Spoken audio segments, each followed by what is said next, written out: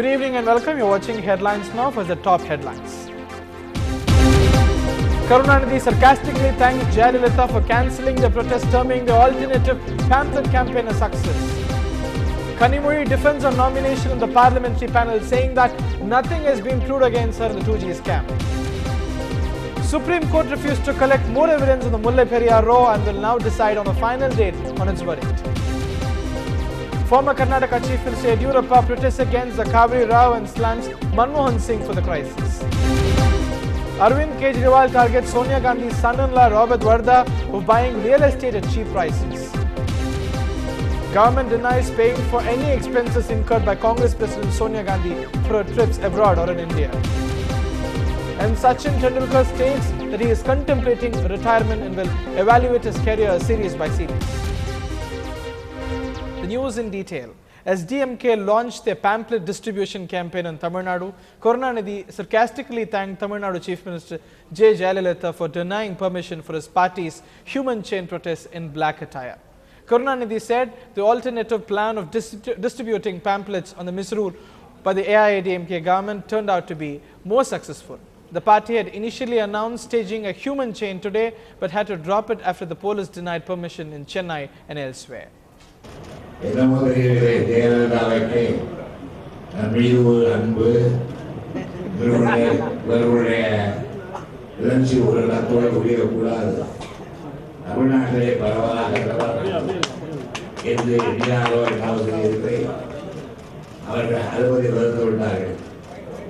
அனுமதி வருந்ததால் நேற்று முன்தினம் இரவு பள்ளிகளுடைய அளவில் தலைமைக் கழகத்தை குழி எடுத்த முடிவுகளை அனுமதி தராவிட்டாலும் பரவாயில்லை, ஆங்காங்கு நம்முடைய கழக தோழர்கள் உரிய முறையில் அறவழியில் ஏற்பாடு செய்து இந்த அரசை பற்றிய குற்றவுரைகளை மக்களின் பொறுப்பை இன்றைக்கு தமிழ்நாடே இருண்ட கண்டமாக மாறியிருக்கின்ற நிலையை எடுத்துக்காட்ட ஆங்காங்கு துண்டு அறிக்கைகளை எழுதியோ அச்சிட்டோ பொதுமக்களுக்கு வழங்குகின்ற ஒரு செயலை ஈடுபட்டு நடத்துகிறீர்கள். DMK today made it clear that it would continue protests against the centre's move to allow FDI in multi-brand retail. MP Kanimozhi said that they will protect the traders, which is the stand taken by the party chief Karunanidhi. The DMK chief had earlier said that his party would support any resolution moved by the opposition in parliament against FDI in retail. It has become an authoritarian, autocratic state. Nothing else moves here, and every day you see officers being changed. 20, 30 officers changed on a day. And the ministers, we are losing count. It's looking like she's aiming at some record, Limca Book of Records or Guinness Book of Records for the number of ministers they've been changed over here. I mean, what can happen? Can there be any improvement in any state? Can be any change brought in when nothing is permanent? None of the officers, none of the ministers are permanent. Kanimozhi also strongly defended her nomination to the Parliamentary Standing Committee, saying that it was a regular affair. She also maintained that nothing has been proven against her in the 2G spectrum case. Kanimozhi was nominated yesterday to the Parliamentary Standing Committee on Home Affairs. Along with her, former Telecom Minister A. Raja, another accused in the 2G case, and Suresh Kalmadi, named in the Commonwealth Games scam, have been appointed to parliamentary committees for Home Affairs, Energy and External Affairs. Their nominations drew flag from the BJP, which said it showed that the Congress-led UPA was not serious about fighting corruption.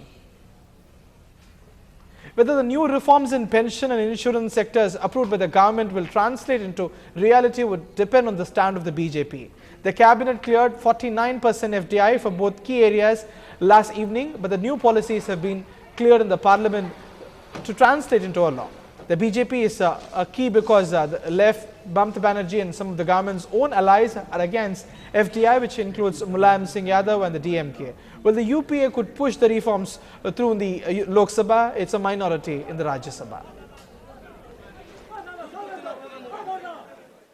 पूरी दुनिया में जब वित्तीय संकट फैला हुआ था, हिंदुस्तान इसलिए बचा था क्योंकि हमारे वित्त क्षेत्र में हमारे बैंकिंग और इंश्योरेंस सेक्टर, पब्लिक सेक्टर की मजबूती के कारण हम बचे। आज उसी सेक्टर को सरकार निजी हाथों में सौंपना चाहती है, जो बेहद गलत है। हमारी पार्टी इसका स्ट्रांग विरोध करती है और आने वाले दिनों में पार्लियामेंट के अंदर और पार्लियामेंट के बाहर हमारा संघर्ष तीव्र होगा। Maintaining her attack against the government, Mamata Banerjee has now threatened to move a no-confidence motion. The Trinamool Congress chief has also said that she will take the matter to the president.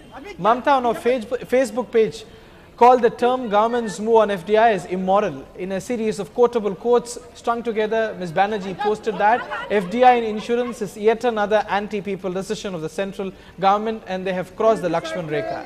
She said that these decisions have a direct bearing on the livelihood of millions of Indians and is immoral and unethical for such a move by the minority government.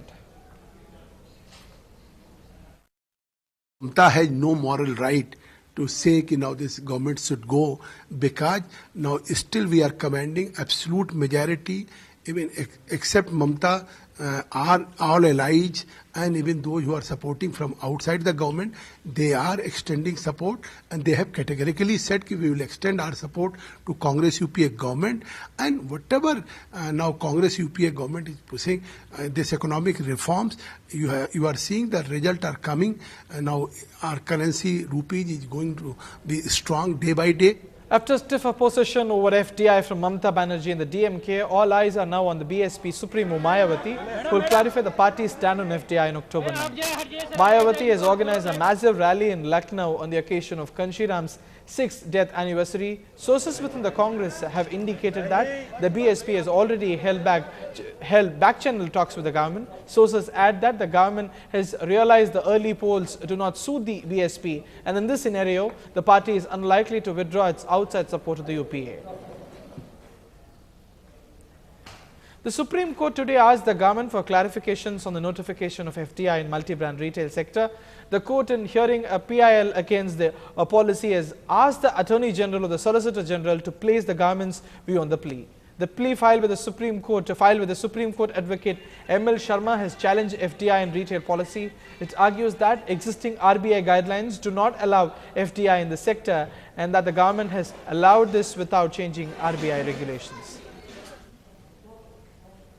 The Supreme Court today declined to accept any fresh material other than what's been submitted by the expert panel on the controversial Mullai Periyar Dam.